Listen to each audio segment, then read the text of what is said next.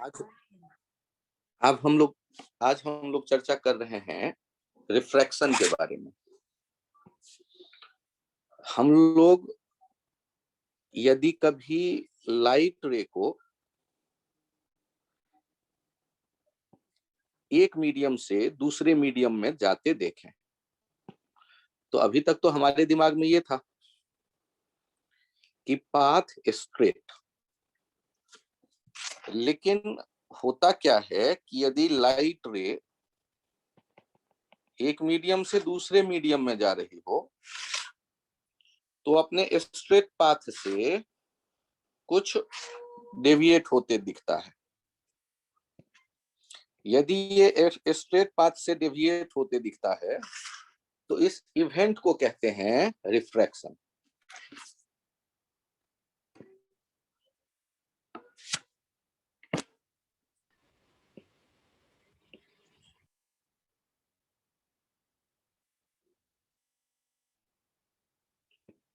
Bending of obliquely incident ray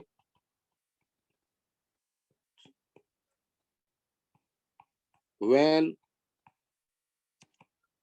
passing from one medium to other.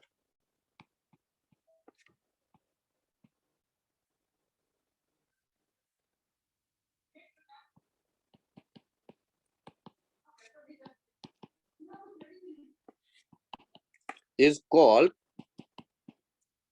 refraction of light. Refraction of light. तो यहां हम लोगों ने ये देखा कि लाइट रे यदि एक मीडियम से दूसरे मीडियम में जा रही हो, तो उसके ऑब्लिक वर्ड किसके लिए लिया है हमने कि यदि सरफेस के परपेंडिकुलर आएगी रेस, तो वो बेंड नहीं करती। तो सरफेस के परपेंडिकुलर जो नहीं हो रहे, उन सबको ऑब्लिकली इंसिडेंट रे कहते हैं। तो आप यदि नाम रखेंगे, तो ये जो आ रही है सरफेस पे, मान लो ये ग्लास स्लैब है, एक मान लिया ग्लास स्लैब, तो यहां जो रेज आई ये है इंसिडेंट, और ये कौन सा रे है? ये है रिफ्रैक्टेड। रिफ्लेक्टेड वर्ड वहां होता था पिछले जो शुरुआत किया था हमने मिरर उस समय, ये है रिफ्रैक्टेड। अब यहां आप गौर करें, बेंडिंग की बात कर रहे हैं, तो एक एंगल ऑफ इंसिडेंस दिखेगा और एंगल ऑफ रिफ्रैक्शन दिखेगा। आई को कह देते हैं angle of incidence, angle of incidence.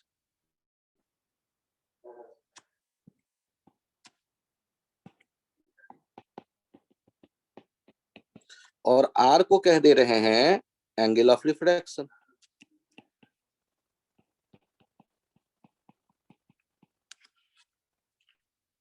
अब यदि हम बात करते हैं कि यहां रिफ्रैक्शन का लॉ क्या होना चाहिए या क्या होगा,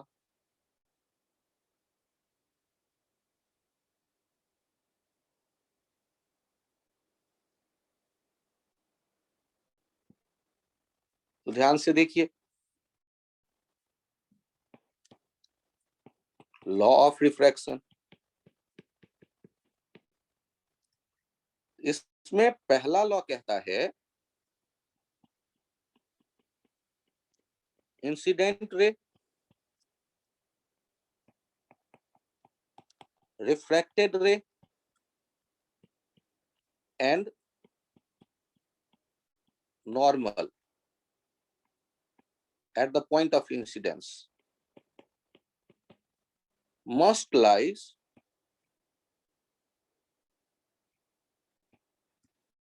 in same plane।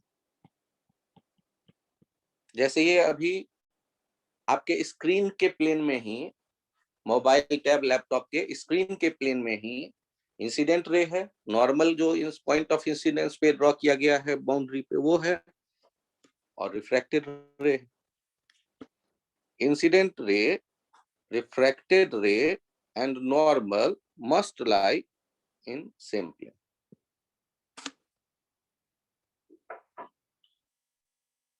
अब बारी आता है यहां सेकंड लॉ के सोचने की। तो पहला लॉ तो लगभग आपको मिल जाएगा, जैसे लॉ ऑफ रिफ्लेक्शन था कि incident ray, reflected ray, normal एक ही प्लेन में होते हैं।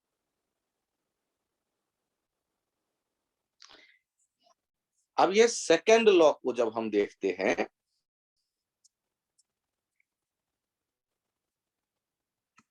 तो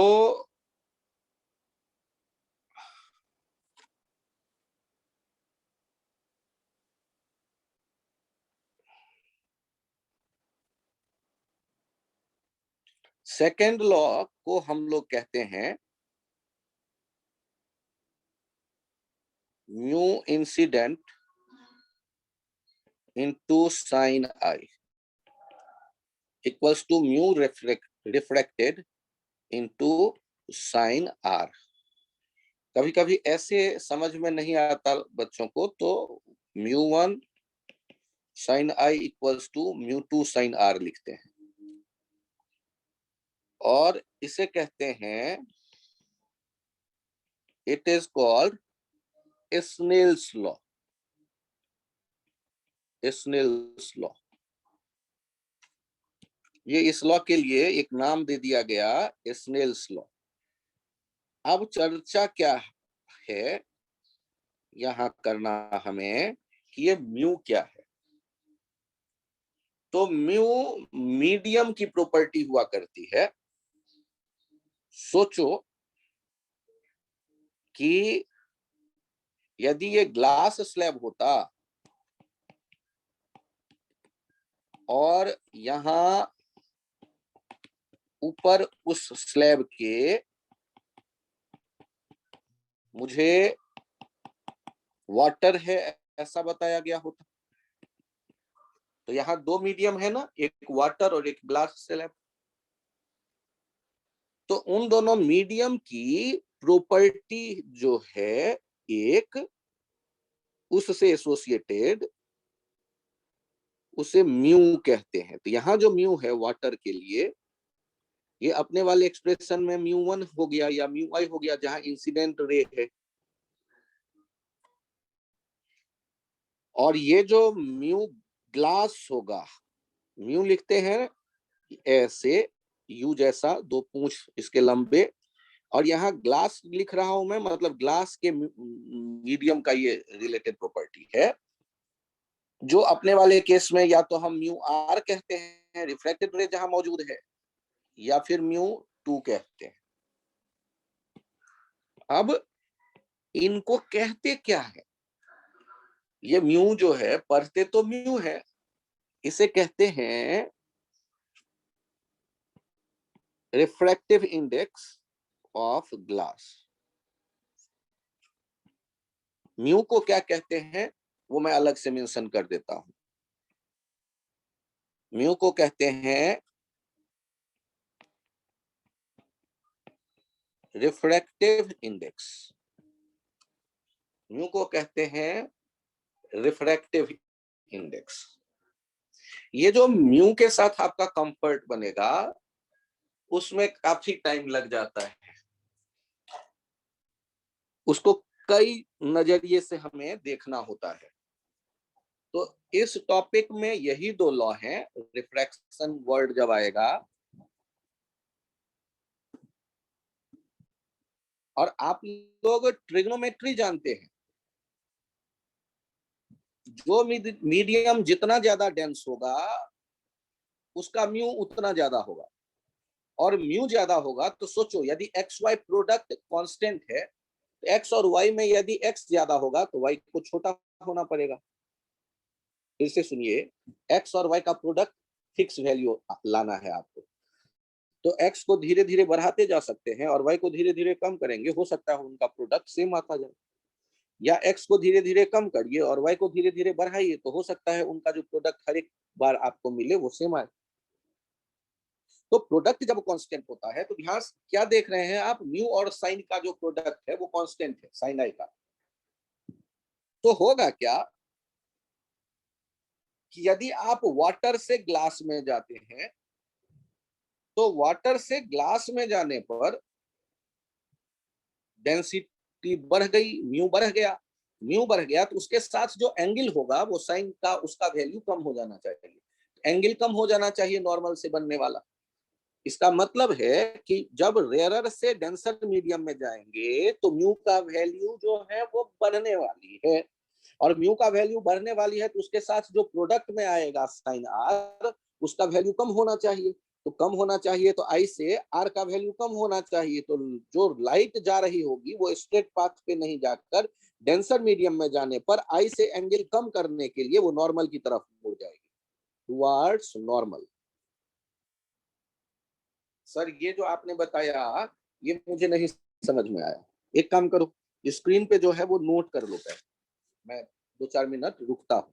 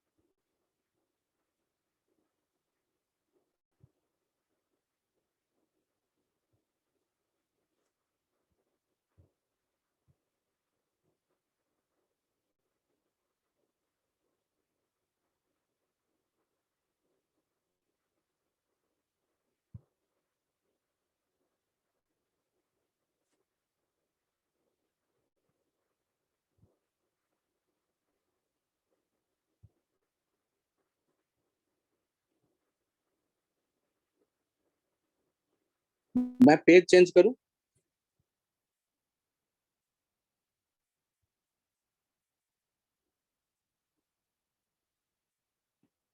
क्या मैं पेज चेंज करूं? Yes sir.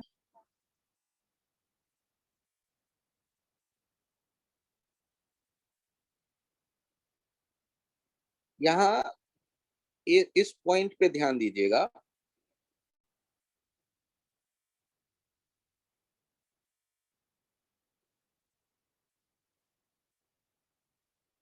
म्यू जो होगा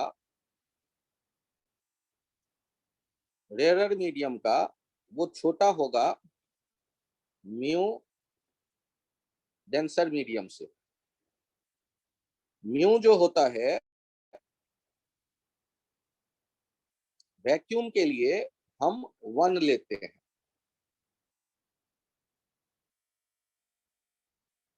म्यू यदि आप कहते हैं ग्लास, इसका मतलब speed of light in glass upon sorry speed of light in vacuum upon speed of light in glass. अच्छा ये बताओ स्पीड कहाँ ज्यादा होता होगा लाइट का?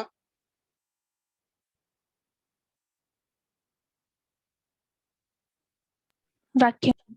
वैक्यूम में। तो ग्लास में आने पे स्पीड कम हो गया, तो जब आप डिवाइड करेंगे तो इसका जो वैल्यू आता है वो आता है 1.5।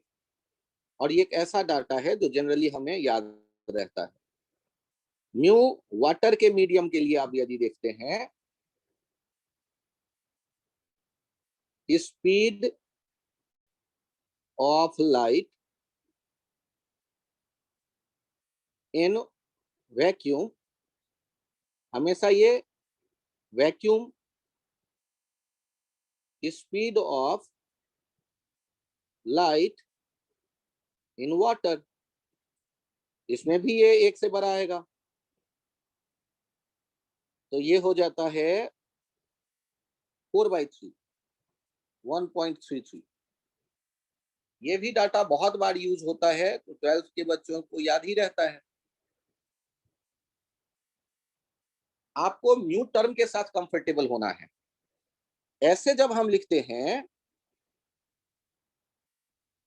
म्यू के जब एक ही तरफ कोई नाम लिखा रहता है तो इसे हम कहते हैं absolute refractive index.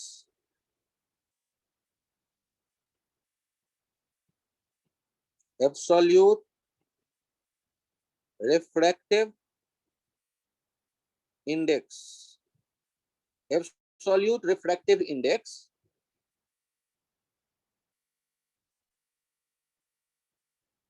Of any medium. तो ये लिखने का तरीका है। एब्सोल्यूट रिफ्रैक्टिव इंडेक्स से हम क्या मीनिंग ले रहे हैं कि लाइट का स्पीड जो वैक्यूम में है और उसको लाइट का स्पीड जो मीडियम में होगा उससे डिवाइड करते हैं, तो उससे ये म्यू निकल के आता है।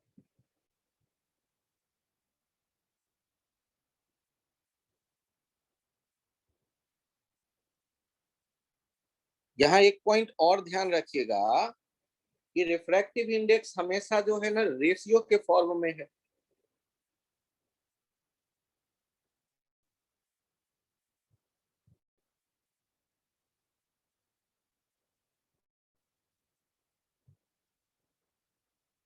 तो यदि कभी एक सीरीज की तरह देखिए, म्यू जो होगा वैक्यूम की यदि मैं बात करूं तो ये तो हो जाएगा speed of light in vacuum upon speed of light in vacuum.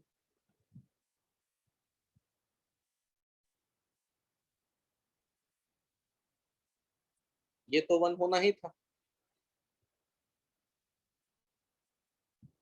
अब यहां गौर करिए, म्यू जो है वैक्यूम का इससे ज्यादा डेंस हो गया लिक्विड, इससे ज्यादा डेंस हो गया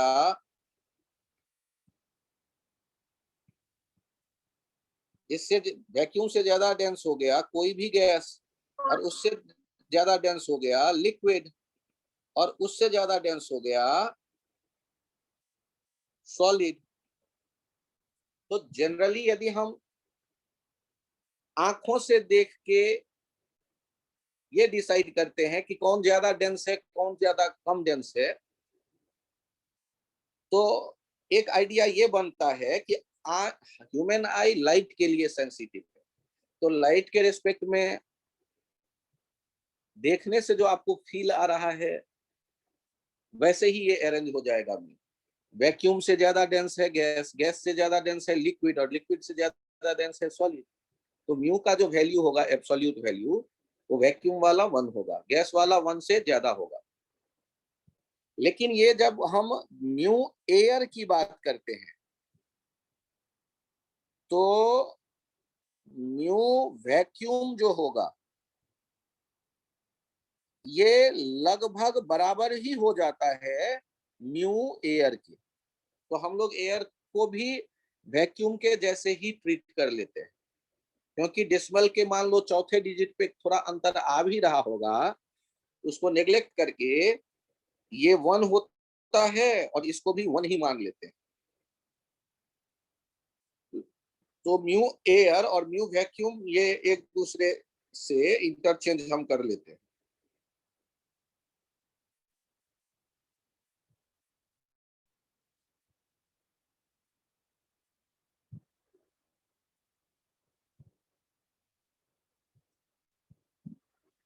यहां आपने देखे एक एग्जांपल, ग्लास के म्यू को लिखने से आपको फील आया। दूसरा हमने आपको वाटर का लिख करके बताया। तीसरा हमने यहाँ वैक्यूम को लिख करके बता दिया। यहाँ हमने एक जनरल कंसेप्ट आपको बताए।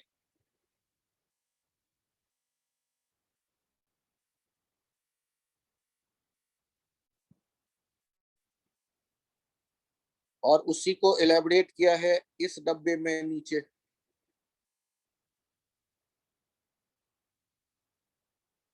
चौथा वाला पॉइंट ये आप देख सकते हैं। और यहाँ एक पांचवा पॉइंट नीचे आया है कि म्यू एयर और म्यू वैक्यूम जो है वो एक जैसे हैं। सर चौथा आपने 2 बार क्यों कह दिया?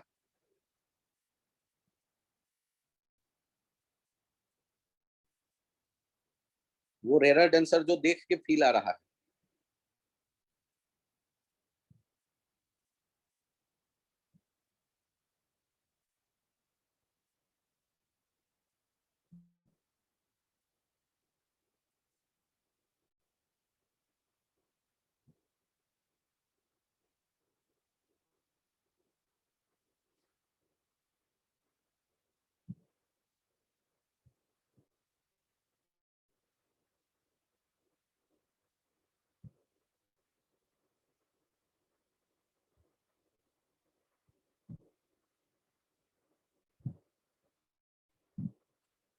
ये एब्सोल्यूट वर्ड जब आ रहा है ना,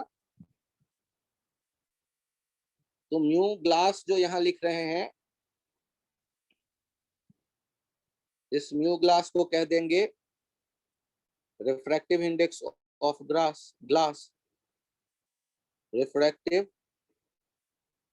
index of glass.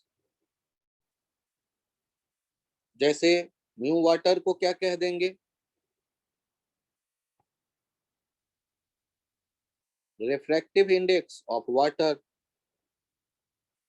Refractive index of water. जब एब्सोल्यूट कहते हैं ना, मतलब उस मीडियम का, और एक मीडियम का नाम चर्चा में लेते हैं।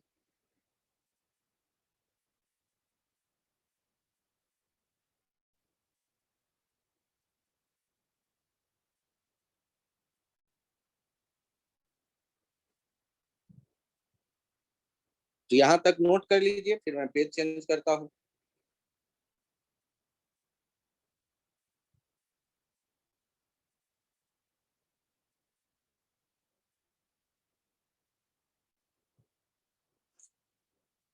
एक पॉइंट यहां मेंशन करिएगा,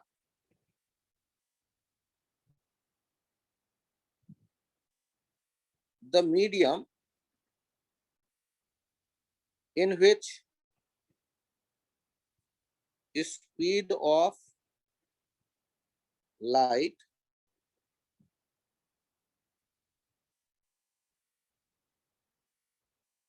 decreases is called denser medium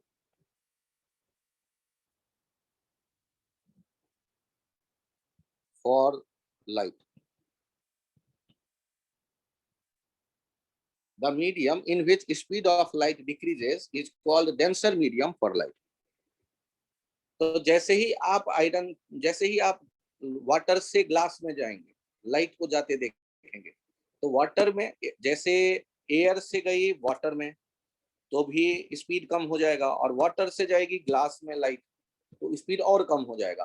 तो एयर के रेस्पेक्ट में वाटर हो गया डेंस, और वाटर के रेस्पेक्ट में ग्लास हो गया डेंस। तो द मीडियम, और यदि एक को आप डेंसर कहते हैं तो उसके रेस्पेक्ट में दूसरा रेयरर कहलाएगा मीडियम, जहां स्पीड बढ़ जाए जाके। The medium in which speed of light decreases is called denser medium for light. और ये किसी वेव के लिए बात कर सकते हैं कि साउंड के लिए जिस मीडियम में जाने पर साउंड का स्पीड बढ़ जाए वो रेयरर मीडियम, साउंड का स्पीड घट जाए वो डेंसर मीडियम। साउंड का स्पीड आपको पता होगा सॉलिड में ज्यादा होता है और लिक्विड में कम, और वैक्यूम में तो रहता ही नहीं है साउंड, जीरो। इसका मतलब कि जैसे गैस से लिक्विड में आएंगे और लिक्विड से सॉलिड में जाएगा साउंड, तो साउंड का स्पीड बढ़ता गया, तो साउंड के लिए रेयरर मीडियम हो गया सॉलिड, उससे डेंसर हो जाएगा गैस लिक्विड, और उससे भी डेंसर होगा गैस। तो लाइट के लिए आंखों से देख के जो डेंस दिख जाता है वही डेंसर है, ऐसा आप मान लें, क्योंकि ह्यूमन आई लाइट के लिए सेंसिटिव है, साउंड के लिए नहीं। तो देख के जो डेंस आपको महसूस होता है वो लाइट के लिए वैलिड है, लेकिन साउंड के लिए उसके अपोजिट काम हम करते हैं। साउंड का स्पीड सॉलिड में जाके बढ़ जाता है तो रेयरर मीडियम हो जाएगा। तो ये तो पढ़ेंगे हम लोग 11th के लास्ट साउंड चैप्टर फिर से एक बार, लेकिन ये इंफॉर्मेशन हम गैदर कर रहे हैं जिससे धीरे धीरे ये एक समझे कि यहाँ जो रिफ्रैक्टिव इंडेक्स में हम देख रहे हैं लाइट के हिसाब से, तो लाइट के हिसाब से हमें आंखों से देख के ग्लास ज्यादा डेंस दिख रहा है, तो वहां स्पीड और कम होगी हो जाता, और स्पीड कम होगी तो म्यू ज्यादा आएगा। तो ग्लास का म्यू ज्यादा है, वाटर का उससे कम है, वैक्यूम का और कम है, वैक्यूम का तो 1 ही है।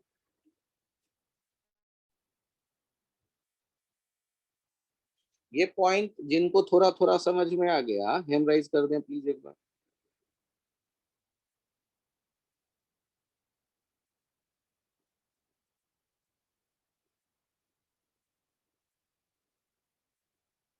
हिमांक और तन्मय, आपके भी समझ में आ गया? सर आ गया, इसमें हैंड रेज करने का ऑप्शन नहीं पता। बहुत बढ़िया, ओके ओके, बहुत बढ़िया। अब एक पॉइंट मैं चर्चा कर रहा हूं फिर से, बाय स्नेल्स लॉ। तो हमने क्या देखा कि जब मान लो वाटर है और ये ग्लास है, और हमने देखा एक रेज को जाते हुए और वो स्ट्रेट नहीं गई, नॉर्मल के नजदीक आ गई। वो नॉर्मल के ही नजदीक आएगी, इसको याद कैसे रखें इस पे विचार करेंगे। पहले स्नेल्स लॉ क्या कहता है, mu water into sine I equals to mu glass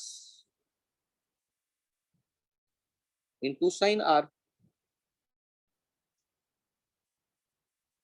अब यहां ध्यान से देखिए, since mu rarer is less than mu denser, mu water is less than mu glass, implies that and mu water into sin I equals to mu glass into sin R, ये product constant है, तो sin I जो है वो greater than हो जाएगा sin R के, या I ग्रेटर देन हो जाएगा R के। क्यों? क्योंकि आप जानते हैं since sin theta is increasing function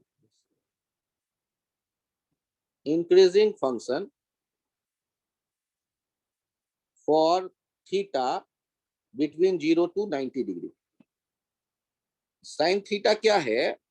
sin theta is increasing function है, तो थीटा जैसे जैसे बढ़ेगा तो sin theta भी बढ़ेगा। sin theta is increasing function। अब सर ये फंक्शन क्या होता है? अरे छोड़ो function, sin 0 degree 0, sin 30 degree 1/2, sin 45 degree 1/√2, sin 60 degree √3/2, sin 90 degree 1। तो 0 से 190 डिग्री के बीच जैसे जैसे थीटा बढ़ता है वैसे sin थीटा बढ़ता है। तो हम जब कहते हैं कि XY कांस्टेंट है, तो X जैसे जैसे इंक्रीज होगा Y वैसे वैसे डिक्रीज होगा, या X जैसे जैसे डिक्रीज होगा Y वैसे वैसे इंक्रीज होगा। सर मेरे समझ में नहीं आया। अरे सोच के देखो यार। तो जब आप कहते हो mu water sine I equals to mu glass sine R, और फिर आप कहते हो mu water less than mu glass, तो आप क्या कह दोगे कि sine I greater than sine R, तभी तो उनका प्रोडक्ट बराबर हो सकता है। म्यू में वाटर और ग्लास में वाटर छोटा है, ग्लास बड़ा है, तो उसके साथ जो मल्टीप्लाई हो रहा है दूसरा टुकड़ा, वो साइन I बड़ा होना चाहिए साइन R से, तभी तो इन दोनों का लेफ्ट साइड वाला प्रोडक्ट और राइट साइड वाला प्रोडक्ट बराबर आएगा। और इसका मतलब ये हो गया I ग्रेटर देन R। तो इससे हमारे सामने क्या रिजल्ट निकल के आया?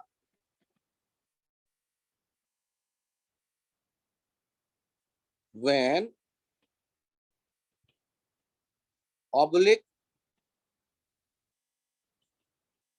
incident ray pass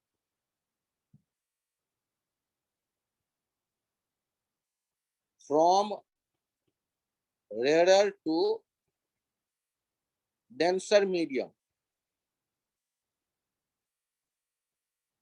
mu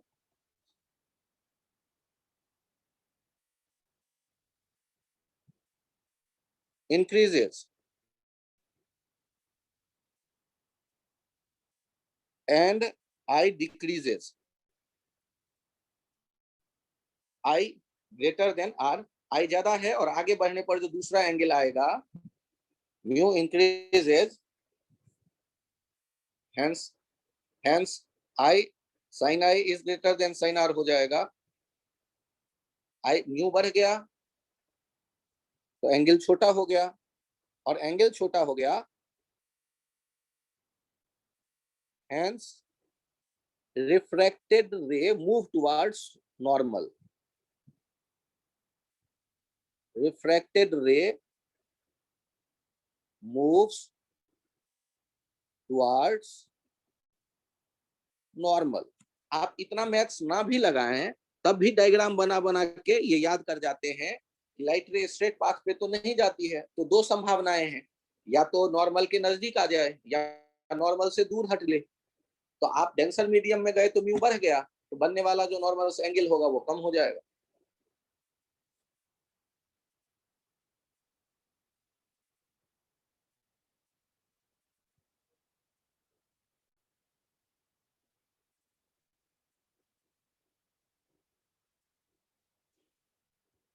जिस जगह का म्यू ज्यादा होगा उधर का जो एंगल बनेगा नॉर्मल से वो कम होगा।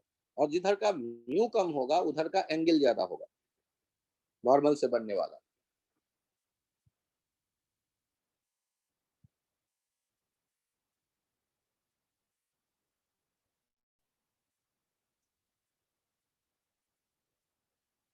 ऑब्लिकली इंसिडेंट वर्ड इसलिए मुझे यूज करना पड़ रहा है क्योंकि यदि नॉर्मली इंसिडेंट होगा तो वो सीधे चला जाएगा, उसमें कोई कोई कोई मुड़ना होता ही नहीं है।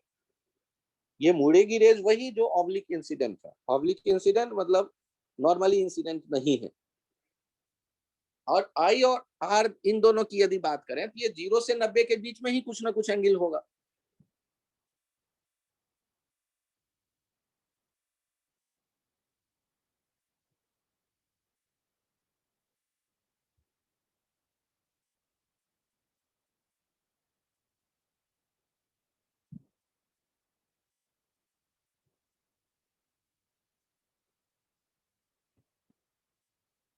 When light ray moves from rarer to denser medium,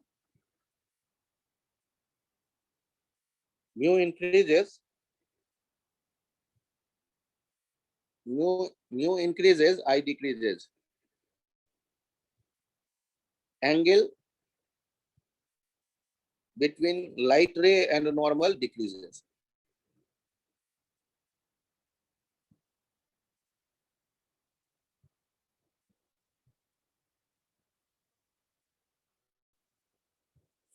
Hence, refracted ray moves towards normal.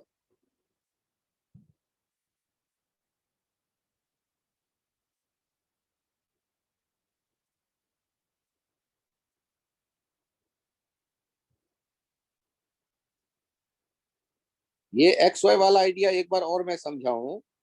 यदि कहीं लिखा हुआ है x1 y1 equals to x2 y2 और यदि आपसे कोई कह दे x1 is greater then x2 तो आप तुरंत कहेंगे y1 is less then y2।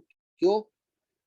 क्योंकि तभी ये प्रोडक्ट बराबर हो सकता है कि x1 यदि छोटा है x2 से तो y1 को बड़ा होना पड़ेगा, या x1 बड़ा है x2 से तो y1 को छोटा होना पड़ेगा y2 से, तभी ये x1 y1 और x2 y2 बराबर हो सकते हैं। तो इससे आपको ये पता चलेगा यदि म्यू बढ़ गया है तो नॉर्मल से बनने वाला लाइट रे के बीच का एंगल छोटा हो जाएगा, डिक्रीज हो जाएगा। यदि म्यू बढ़ गया तो एंगल डिक्रीज हो जाएगा।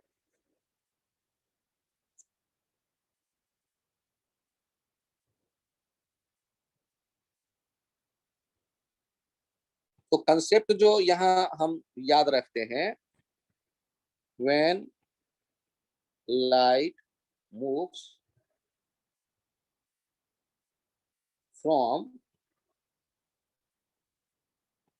rarer to denser, then it moves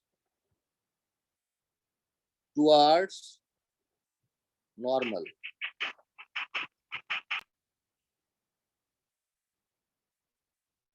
Denser to rarer, यदि denser से rarer जाता है then it moves away from normal. आप इसे सेट करो दिमाग में। यदि ये एयर है और ये ग्लास है, यदि एयर से ग्लास में जाएगी तो नॉर्मल की तरफ मुड़ने वाली है रे। और यदि यहाँ वाटर है और ये एयर है और लाइट रे आ रही है ऐसे, लाइट रे आ रही है ऐसे, तो ये सीधे तो जाएगी नहीं, नॉर्मल से दूर हट जाएगी। क्यों? क्योंकि म्यू डिक्रीज होगा वाटर से एयर में जाके। यदि म्यू डिक्रीज होगा वाटर से एयर में जाके तो क्या होना चाहिए? एंगल जो है वो इंक्रीज हो जाए नॉर्मल से बनने वाला, तो अवे मुड़ जाएगी लाइट रे। इसको यदि आप याद रख लें तो एक बड़ा काम तो यहीं से हो जाएगा। और आप फिर इसके लिए तैयार हो जाएंगे कि यदि आपके सामने कहा जाए कि दो अलग अलग मीडियम है,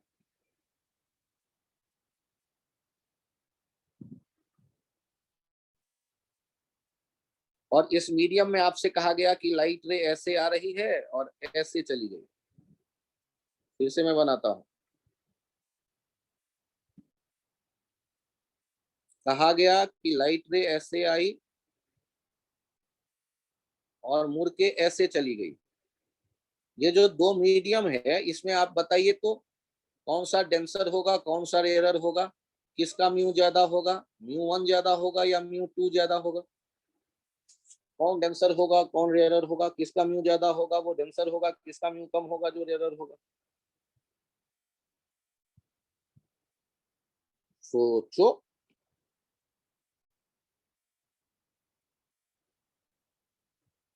म्यू 1 म्यू 2 में कौन बड़ा कौन छोटा? mu1 greater normal. to mu2. हाँ, नॉर्मल की तरफ आई रेज या नॉर्मल से दूर हट रही है रेज? नॉर्मल से दूर हटते देख रहे हैं। जब एक मीडियम से दूसरे मीडियम में गई तो उधर का म्यू कम हो गया होगा, तो mu 1 is greater then mu 2। ये रेयरर, अरे ज्यादा है म्यू, ये डेंसर और ये रेयरर। तो ये चित्र बना के आपसे क्वेश्चन पूछ लेगा कौन सा म्यू बड़ा कौन सा छोटा। तो चित्र से देख के आपको पता लगाना है। तो नॉर्मल से दूर हटते जहां जिस मीडियम में दिख रहा है रे, वो रेयरर मीडियम होगा और उसका म्यू छोटा होगा।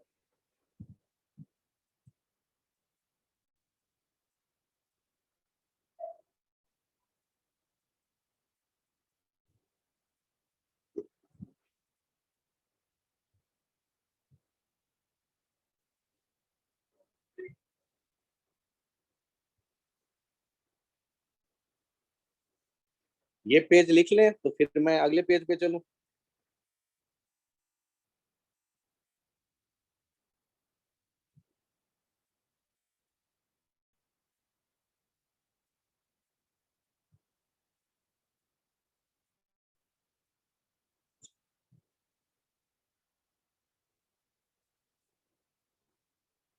ये कंसेप्ट कहाँ से डेवलप हो रहा है? तो ये तो प्रैक्टिकली दिख जाएगा लाइट रे भेज के। और ये इसी के बेसिस पे एक स्नेल्स लॉ बना हुआ है जो कहता है कि जिस मीडियम में एंगल आई देख रहे हैं वहां का रिफ्रैक्टिव इंडेक्स म्यू और साइन आई, ये जो प्रोडक्ट आया, और दूसरे मीडियम में जाने के बाद जो आर है उसका साइन आर और वहां का म्यू डैश, उनका जो प्रोडक्ट होगा इनिशियल और फाइनल, ये जो प्रोडक्ट डाटा है बराबर होंगे।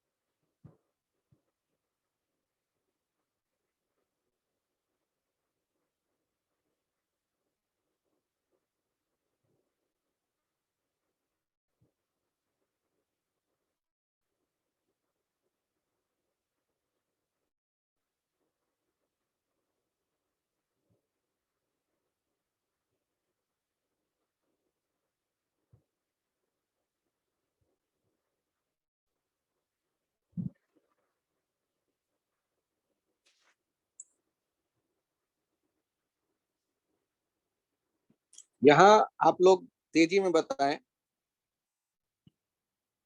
ये म्यू डैश है, ये म्यू डबल डैश है, और ये रेज ऐसे आप जाते देखो, यहाँ ये नॉर्मल देखो, ये रेज आई और ये ऐसे मुड़ के चली गई। इसमें कौन सा म्यू ज्यादा होगा, म्यू डैश या mu double dash? Mu dash. बड़ा कौन होगा? अच्छा, नॉर्मल से बनने वाला एंगल देखो तो ये आई डैश और इधर वाला आई डबल डैश, कौन सा एंगल ज्यादा है? आई डैश ज्यादा है या आई डबल डैश ज्यादा है? आई डैश तो जो एंगल ज्यादा है उधर का म्यू क्या होना चाहिए? छोटा। कम। दिखा या नहीं दिखा?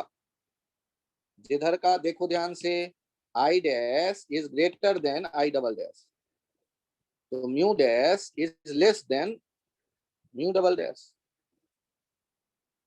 क्यों? Because mu dash sine I dash equals to mu double dash sine I double dash. ये बात समझ में आई या नहीं आई डायग्राम से? हम क्या कहेंगे, mu dash is less than mu double dash. क्यों ऐसा कहेंगे?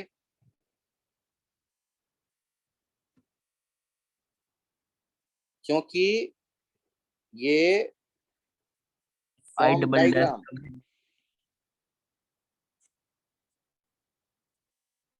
फ्रॉम डायग्राम, डायग्राम से क्या दिख रहा है?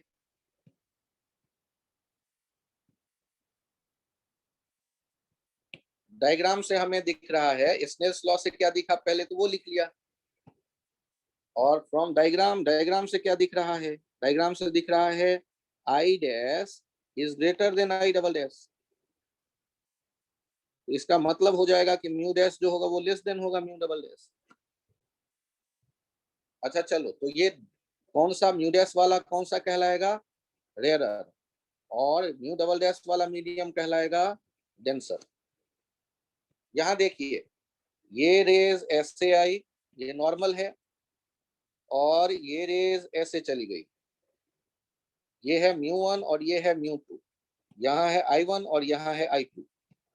अब म्यू 1 म्यू 2 में कौन सा होगा, कैसा, ये सोचना है, और ये है बाउंड्री, तभी तो उसके ऊपर और नीचे अलग अलग मीडियम मैंने बताया। बताइए तो इस एग्जांपल में म्यू 1 म्यू 2 में कौन बड़ा होगा?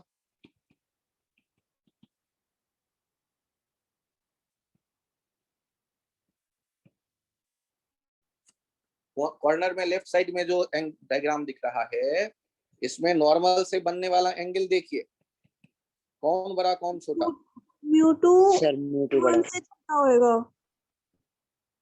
जब सॉल्व कर रहे हैं तो ध्यान से देख रहे हैं, बाय स्नेल्स लॉ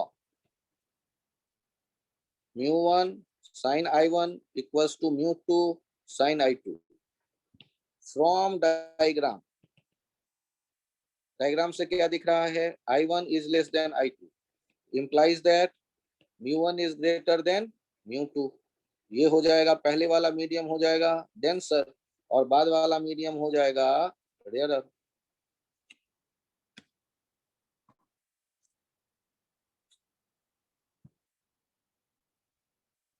ये मुश्किल काम है या आसान काम है?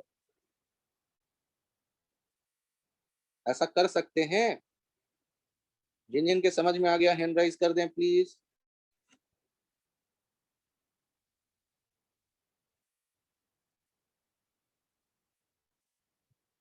बहुत भाई। अब एक लैंग्वेज के साथ थोड़ा सा खेला होगा। कैसे? तो देखो, ये है ग्लास और यहां पर है वाटर,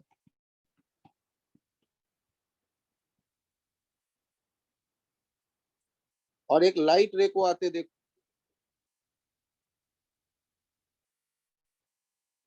आप मुझे बताओ, क्या ये सीधे जाएगी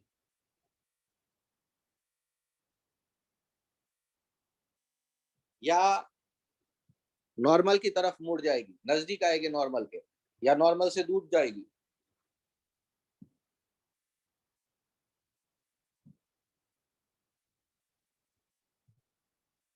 towards the normal. Towards normal. अब यहां ध्यान से देखिए, स्नेल्स लॉ क्या कहेंगे?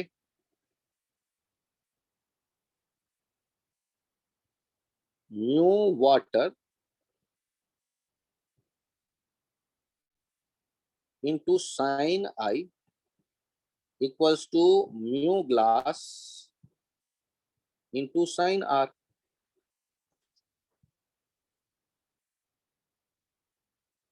तो यहां पर क्या आ गया? sin I by sin R, ये mu glass by mu water आ गया। ये mu glass by mu water के लिए एक और तरीका डेवलप किया गया लिखने का, ध्यान दीजिएगा।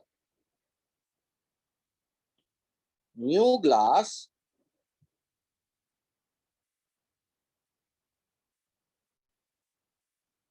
बाई म्यू वाटर, इसको ऐसे भी लिखा जाता है, म्यू ग्लास और ये वाटर, और इसको पढ़ते हैं refractive index of glass with respect to water। refractive index of glass with respect to water, जो राइट साइड में है उसका रिफ्रैक्टिव इंडेक्स, जो न्यूमरेटर में है उसका रिफ्रैक्टिव इंडेक्स, और किसके रेस्पेक्ट में? जो डिनोमिनेटर में या जो लेफ्ट साइड में है। जैसे कभी लिखा हुआ हो mu A by mu B, इसको आप लिख सकते हैं म्यू ए बी, और इसको पढ़ेंगे refractive index of A with respect to B. और कुछ किताब इसको ऐसे भी लिख देता है म्यू ए बी, लेकिन ज्यादातर मैं कहता हूं कि ये यूज कर लो।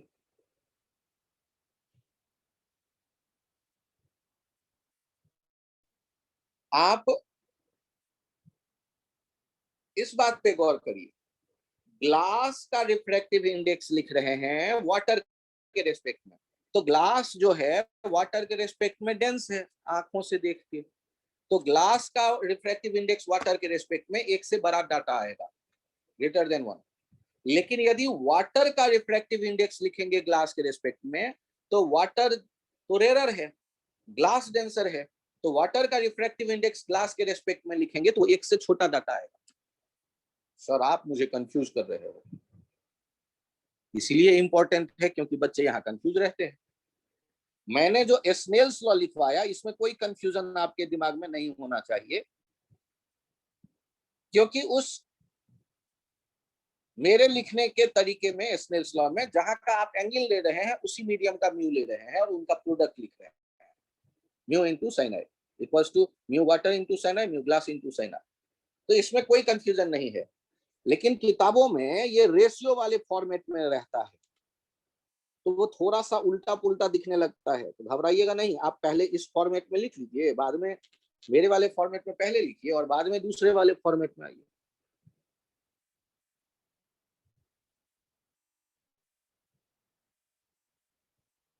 और मैं तो कहूंगा आपको यदि न्यूमेरिकल बनाना है तो मेरे वाले फॉर्मेट को ही फॉलो करिए, म्यू जहां से लीजिए उसी तरफ के मीडियम वाला आई लीजिए, एंगल लीजिए, जो भी एंगल का नाम है, आई आर नाम है तो चलेगा, थीटा फाई नाम है तो भी वहां से वैसे आप ले सकते हैं स्लेव से।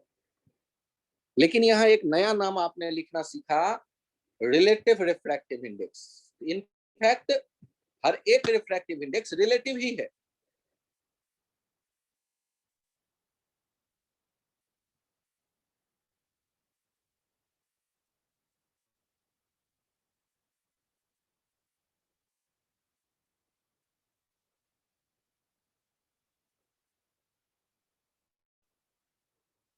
इस पेज को भी नोट कर लीजिए।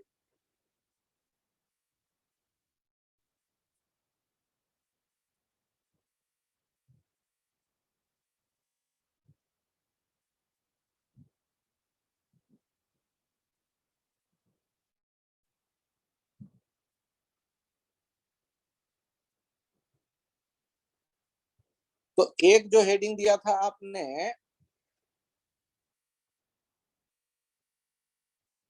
एब्सोल्यूट रिफ्रैक्टिव इंडेक्स, तो इसका हेडिंग कर दीजिए रिलेटिव रिफ्रैक्टिव इंडेक्स।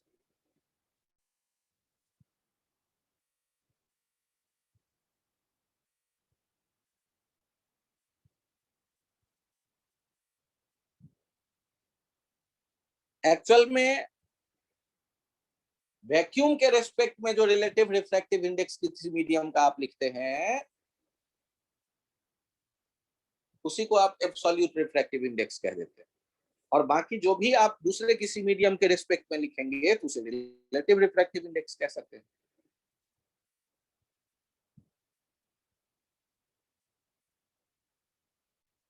सर ये रिलेटिव रिफ्रैक्टिव इंडेक्स को स्पीड ऑफ लाइट के फॉर्म में कैसे लिखेंगे आप? अच्छा question.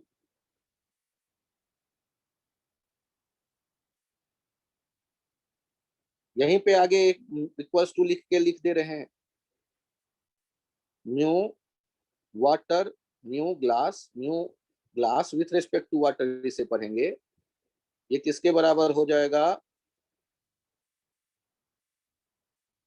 Speed in water upon speed of light in glass. Sir आपको ये कैसे पता चला? अरे यार,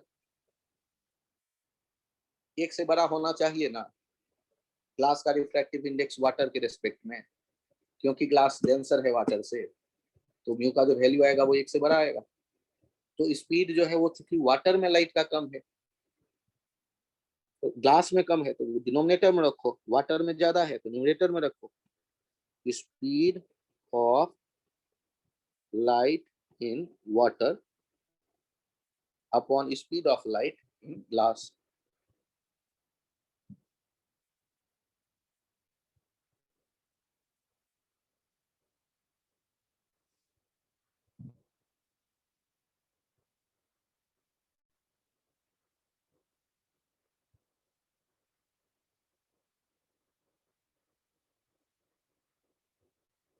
तो आज आपको मैंने केवल रिफ्रैक्टिव इंडेक्स के बारे में बताने की कोशिश की। ये मीडियम से रिलेटेड एक प्रॉपर्टी है, और मीडियम का स्पीड ऑफ लाइट और वैक्यूम का स्पीड ऑफ लाइट का वो जो रिलेशन है, उससे आपको एब्सोल्यूट रिफ्रैक्टिव इंडेक्स मिलता है उस मीडियम का। लेकिन किसी और मीडियम के स्पीड के रिस्पेक्ट में, एक मीडियम के स्पीड के रिस्पेक्ट में दूसरे मीडियम के स्पीड को लेकर के जब रिफ्रैक्टिव इंडेक्स लिखते हैं तो वो रिलेटिव रिफ्रैक्टिव इंडेक्स होता है किसी एक मीडियम का दूसरे के रिस्पेक्ट में। तो दो तरह से हम इनको चर्चा कर रहे हैं, एक एब्सोल्यूट और एक रिलेटिव। लेकिन मैं कोशिश करता हूँ एब्सोल्यूट वाले का ज्यादा यूज करूं जिससे कंफ्यूजन कम हो।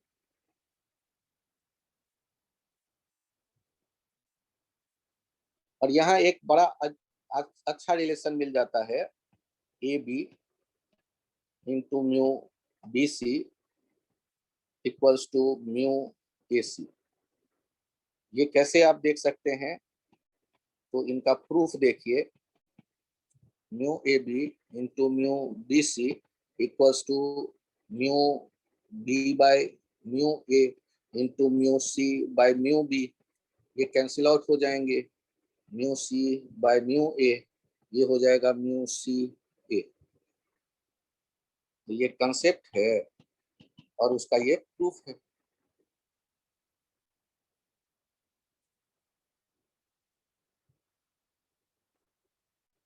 यहाँ एक कंसेप्ट दिख रहा है और उसका ये प्रूफ दिख रहा है। इसी कंसेप्ट को और थोड़ा लंबा चौड़ा करके लिखना चाहें, mu A B mu B C, mu C D, mu D E. बताइए तो क्या लिख दूं? म्यू फाइनल वाला लिखो यहाँ आगे, राइट साइड, और लेफ्ट साइड वाला एक्सट्रीम का लिख दो पीछे। ये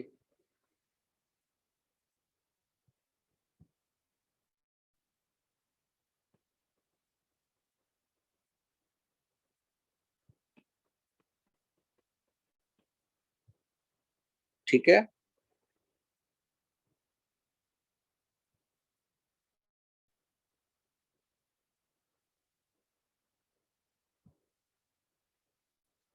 ये लास्ट वाला एक्सप्रेशन या ऊपर वाला एक्सप्रेशन जिन जिनके समझ में आ गया हैंड राइज कर दें प्लीज।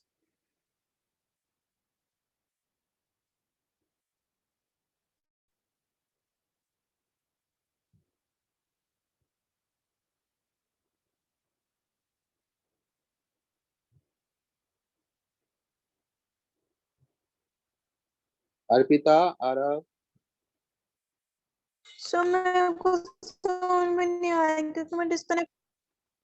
सॉरी, फिर से समझा दो एक कोई बार।